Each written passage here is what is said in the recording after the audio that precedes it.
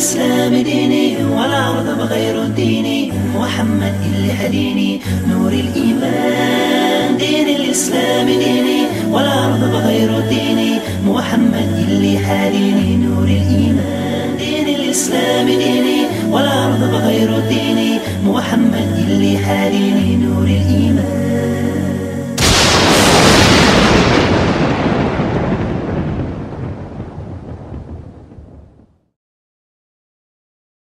فإنما يسرناه بلسانك لعلهم يتذكرون.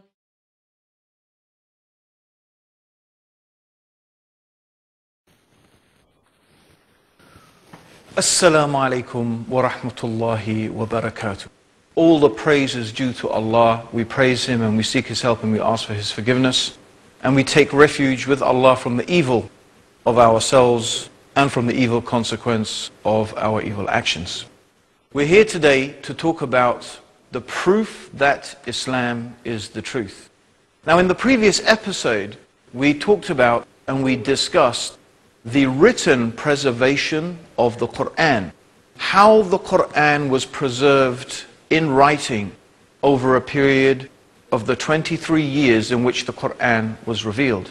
However, it's very important to understand that primarily societies in the time of the Prophet Muhammad, may Allah's peace and blessings be upon him, were in fact oral societies. In other words, most of the information that they transmitted from one to the other was based upon stories, information that they remembered generation to generation, passed on from child to son, from father, daughter, and so on and so forth in gatherings. So this is how information was spread and memorized and stories were retained in the hearts and minds of people.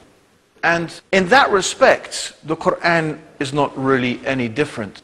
However, the degree of the preservation of the Quran in its oral form is really something remarkable. And that is what we want to talk about today. Actually, the Quran itself mentions in the 17th surah, in the 106th ayah, the meaning of which is, and it is a Quran we have divided into parts, that you may recite it to men at intervals, and we have revealed it in stages. So the Quran is saying that it is a book that has been divided into parts, different chapters, and it was revealed at stages, and there is a great wisdom behind the Creator of the heavens and the earth doing that. And the reason is because this facilitated the memorization and the retention of the Quran in the memories of people. God would reveal some verses of the Quran at a particular time concerning a particular incident, and people would memorize those verses. The Prophet ﷺ, the Messenger of God, Muhammad, he would memorize those verses. Those companions who could write, those scribes, he would order them to write down the verses of the Quran, and they would write it down. But the Prophet himself, it's important to understand, was illiterate. He was ummi. He was a person who was not learned. He couldn't read and write. In fact, there were very, very few people in Arabia at that time who were actually capable of reading and writing. Very few of them. But some of them who could would write down the verses of the Quran on various bits of parchment and even palm leaves, or the cured animal skins, or bits of papyrus, for example, which was all that was available at the time. But most people, they would memorize the verses of the Quran. Not only would they memorize them, but then they would try to inculcate and practice what those verses were teaching in their life. So this had a type of dual effect, memorizing it in terms of the actual words, and then implementing it in terms of their actual actions. So this is one of the great wisdoms of the Quran being revealed in stages. It also meant that the implementation of Islam, the practice of the religion of Islam, was allowed to be done gradually. And this is really in concordance and in agreements with the human nature. It's very difficult for the human beings to suddenly change everything all in one go. And that is one of the amazing aspects of the revelation of the Quran, how it was revealed in stages, bit by bit, slowly, so that people were able to practice it in their lives. Now, one of the things the Quran tells us that is actually a recitation that has been made easy to memorize. The Quran actually, and in the Quran, Allah subhanahu wa ta'ala tells us that He has made the Quran easy to memorize. And this is something that is a really astounding fact, how the Quran has been memorized over the ages. And in order to aid that memorization amongst the generality of the Muslims, of course, the Prophet Muhammad sallallahu alaihi wasallam and the various imams, or the people who were leading the prayers for the Muslims in different parts of Medina, for example, at the time, they would recite the Quran out loud in the dawn prayer and the sunset prayer and the night prayer. So they are constantly hearing the recitation of the Quran in the prayers. And this is especially more the case in the month of Ramadan. In the month of Ramadan, the Prophet Muhammad, may God's peace and blessings be upon him, would read through the whole of the Quran. And this was a habit that the Muslims had, and they retain it until today, of reciting the whole of the Quran in the month of Ramadan. And also, the Prophet Muhammad sallallahu alaihi wasallam, may God's peace and blessings be upon him, he would also encourage the Muslims to memorize the Quran. In fact, it is a very, very virtuous thing in Islam to be a person who has memorized the whole of the Quran. Indeed, there was an incident where two companions who were very, very close friends died both at the same time. And the Prophet Muhammad gave the first burial and the most honored position in the grave to the person who had memorized the Quran the most. In fact, the person who is the Imam is most entitled to be the Imam because he has memorized the most of the Quran. Also, the Prophet sallallahu alaihi wasallam, he would encourage memorizing certain verses and certain chapters and certain or surahs of the Quran. For example, before the Friday prayer, the Prophet Muhammad used to encourage very much the reading of Surah Al-Kahf. Also, the Prophet Muhammad described, sallallahu alaihi wasallam, he described, may God's peace and blessings be upon him, Surah Yasin as being the heart of the Quran. He said that Surah Al-Baqarah and Ali Imran would be intercessors for the people on the Day of Judgment, for the people who had memorized it. So all of these things were really an encouragement and a further incentive for people to memorize the verses of the Quran. So with all of these encouragements and the recitation of the Quran during the prayers, this is how, stage by stage, piece by piece, the Quran came to be memorized in the minds and the hearts of people. So let's look a little bit further into some of the aspects of this memorization. By the time the Prophet Muhammad, may Allah's peace and blessings be upon him, had died, we find that there are many, many different people who had become huffaz, or they had become memorizers of the entire Quran. And these people were very, very respected, of course, in the Muslim community because they had managed to memorize the entire Quran. And this memorization of the Quran was passed on generation after generation through all the generations of the Muslims until today. In fact, what we have is what is called a mutawatir transmission of the Quran. This concept of mutawatir, what does it mean? Well, essentially it is an idea, or it means that so many different people have narrated a particular story or a particular thing from so many different directions. It is impossible, it's inconceivable that these people could have gathered together to invent a falsehood. In other words, imagine you have 1,000 people.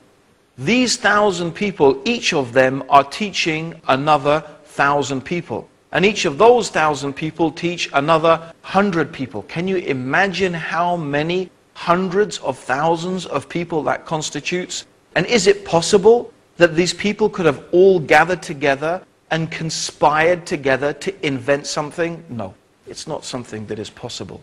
And therefore, it is considered in terms of the oral transmission, when something is mutawatir, there are so many people that have narrated it, that it's impossible that they could have invented something.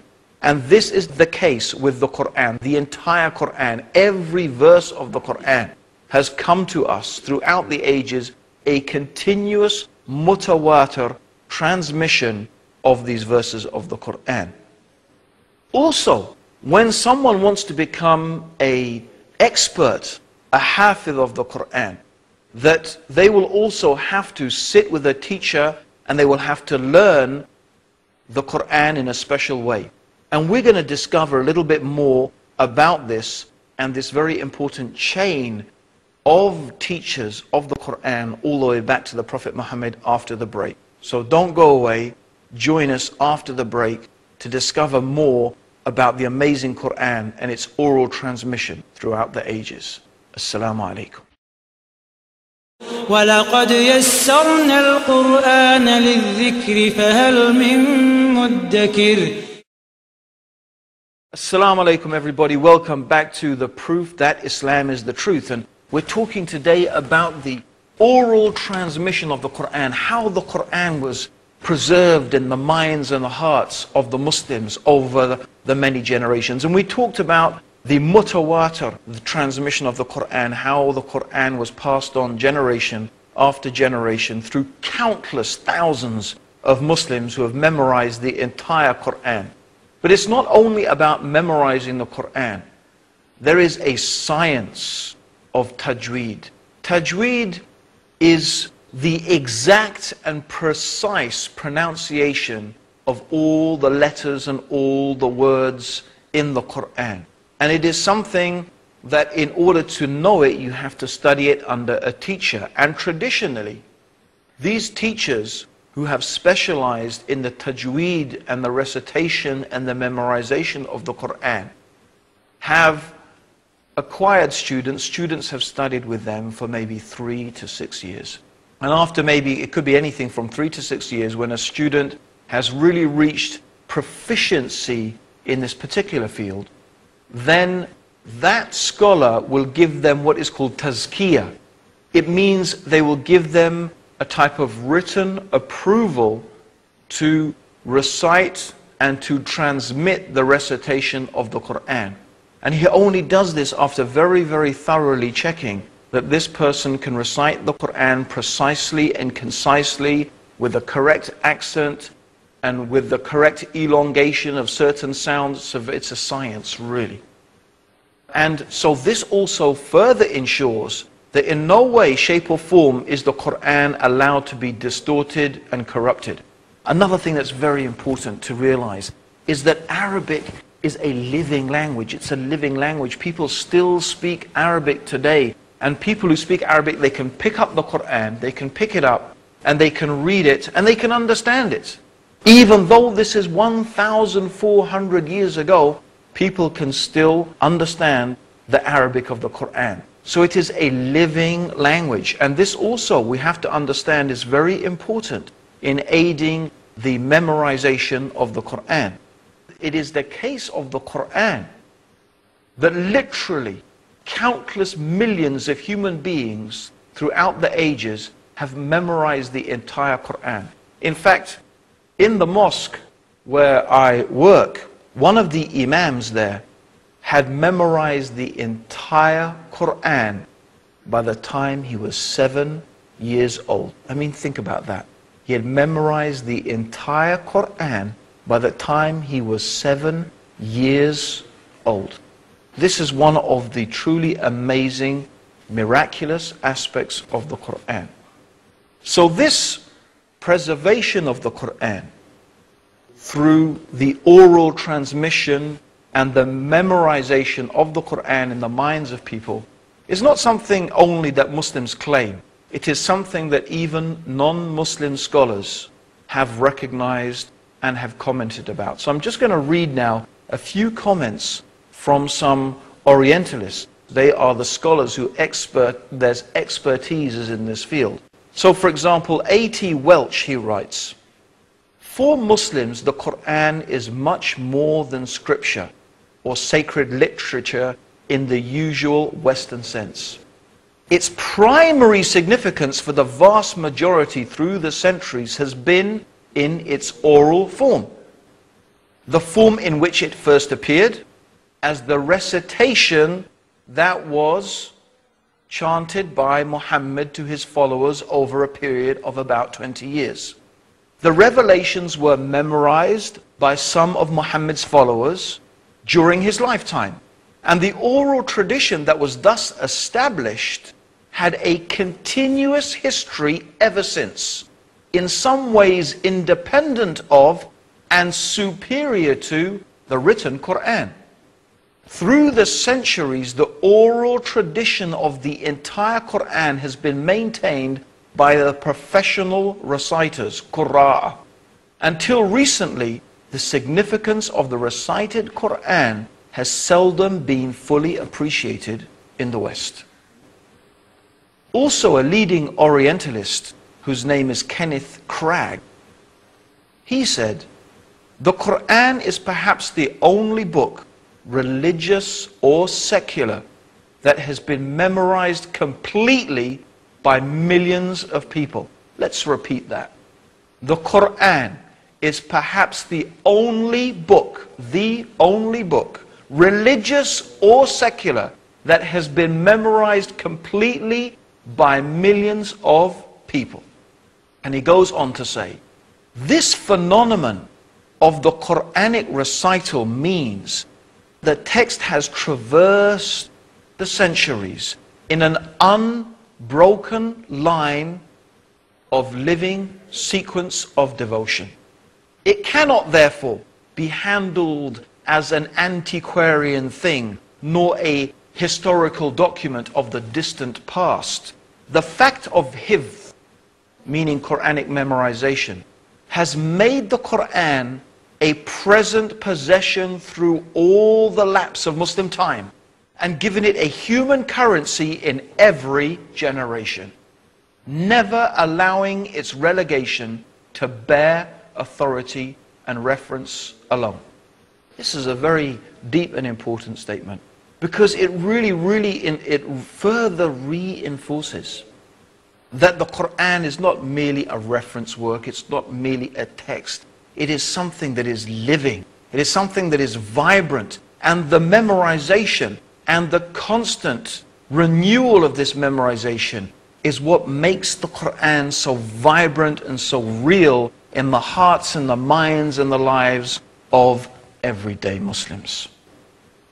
In conclusion, we have a book absolutely unique in its origin and in its preservation, on the substantial authority of which no one has ever been able to cast a serious doubt. This is what the Reverend Bosworth Smith quoted in his book, Muhammad and Mohammedanism. And I think it's just worth repeating that again.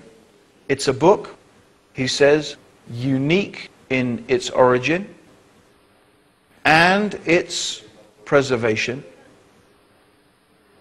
The authority of this preservation of the Quran, no one has been able to cast a serious doubt. Now, there have been people throughout the ages, there have been people who have attempted in various shapes and various forms, and some of these people have come forward recently trying to cast aspersions and some doubts on the authenticity of the Quran. But in fact, in reality, no one has been able to make a serious challenge to the oral transmission of the Quran. And this is the point that we really have to remember. The Quran has been written down. It has been recorded in written form. And we do have ancient manuscripts dating back very closely to the time of the Prophet Muhammad, may Allah's peace and blessings be upon him. They do exist. And we talked about that in the previous episode. But what adds to this indisputable authenticity of the Quran is this truly remarkable system of hifz, of the memorization of the Quran.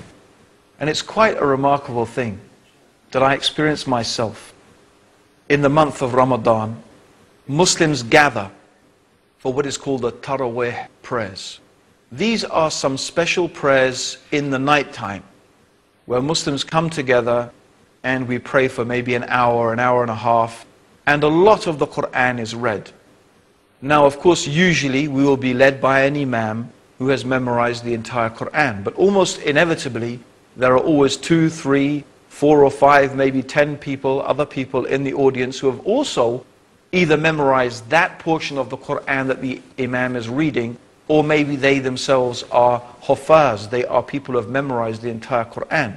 Now, people sometimes make mistakes. It's inevitable. Human beings are fallible. They make mistakes. They forget things. They may get one verse confused with another. But almost inevitably, if the imam stumbles, or he forgets, or he pauses, you hear another voice from within the congregation, reminding of one hufaz of another, this self-correcting process in the oral memorization and transmission of the Quran. It is, you are witnessing, when you hear this, a type of living miracle. You are witnessing how God is actively preserving His word in the hearts and the minds of the Muslims. And certainly Allah speaks the truth when He says, Inna nahnu nazalna al-dhikr wa inna lahu lahafidhun. Verily, we have revealed the reminder, and upon us is the preservation of it. This is a living miracle. Is there a book in the world like this? Is there anything that can be compared to the Quran in just this aspect alone? Yet, this is only the beginning of the wonders of the Quran.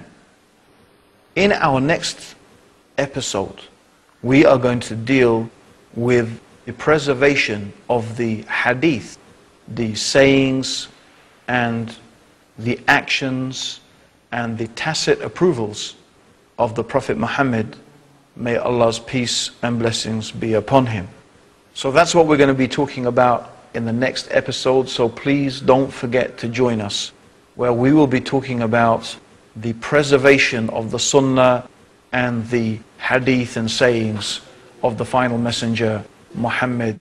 May God's peace and blessings be upon him. And may Allah guide you, and may Allah guide me, and may Allah guide all of us closer to the truth. It's been a pleasure talking to you, and I hope that you have been inspired and motivated by these amazing things that you are hearing, and you're going to be hearing more amazing things in episodes to come. So keep on tuning in to the proof that Islam is the truth. This is your brother Abdur Raheem Green saying to you, Assalamu alaikum wa rahmatullahi wa barakatuh.